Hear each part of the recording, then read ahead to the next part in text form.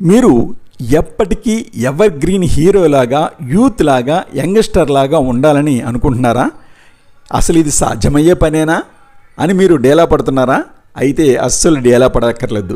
ఎందుకంటే మన హీరోలు మరి రామ్ చరణ్ గారు, ప్రభాస్ గారు, జూనియర్ ఎన్టీఆర్ గారు, మహేష్ బాబు గారు, అల్లు అర్జున్ గారు, పవన్ కళ్యాణ్ గారు, చిరంజీవి గారు, అంతెందుకు 65 సంవత్సరాల వయసు వచ్చినటువంటి అక్కినేని నాగార్జున గారు ఈ రోజుకి ఎవర్ గ్రీన్ హీరోల్లా కనపడుతున్నారంటే కారణం వారు చేసేటటువంటి పట్టుదల, కృషి.